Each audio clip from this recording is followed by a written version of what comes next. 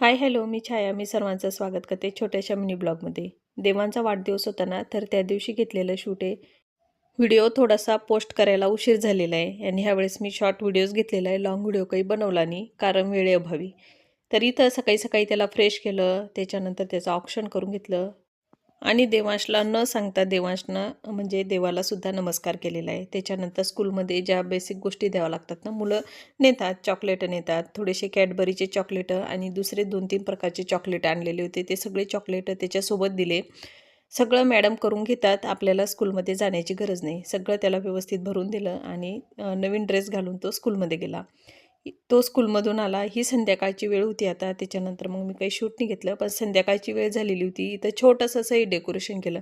जास्त काही डेकोरेशन करत बसलो नाही, कारण म्हणजे छोटंसंच बड्डेचा कार्यक्रम करायचा होता. कारण 12वीचे पेपर आलेले ना, तर माझ्या मुलीचा थोडासा अभ्यास सुरू आहे, तर मग त्याच्यामुळं म्हणजे छोटासा असा हा बड्डेचं सेलिब्रेशन करून घेतलेलं आहे. गल्लीतले जे मुलं होते ना, म्हणजे आमच्या कॉलनीतले, तेवढ्याच मुलांना बोलवलेलं होतं.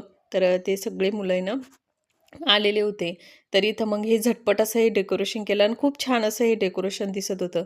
सगळे मुलं मुलं आले. त्याच्यानंतर परत मी त्याला औक्षण करून घेतलं आणि सगळ्याच मुलांना म्हणजे बड्डे असला त्या दिवशी ते वेगळंच फील करतात. त्यांना एक वेगळाच दिवस वाटतो तो. तर तसंच देवांशला झालेलं होतं. त्याला बड्डे म्हणजे खूप आवडतो. तर इथं केक कापून झाला. त्याच्यानंतर सगळ्या मुलांना आहे ना फराळ देऊन दिलेलं होतं. बाहेरूनच विकतच आणलेलं होतं. घरी काहीच बनवलं नाही. कारण मला माहेरीसुद्धा जायचं होतं 2-3 दिवसासाठी. थोडंसं काम होतं, त्याच्यामुळं मग मी दुसऱ्या दिवशीच जायचं होतं ना, तर त्याच्यामुळे जास्त काही करत नाही बसले. अशा पद्धतीनं देवांचा वाढदिवस साजरा केला. कसा वाटला हा मिनी ब्लॉग नक्की कमेंट करून सांगा. भेटूया अशाच एका छानशा नवीन व्हिडिओमध्ये. तोपर्यंत सगळ्यांना बाय आणि श्री स्वामी समर्थ.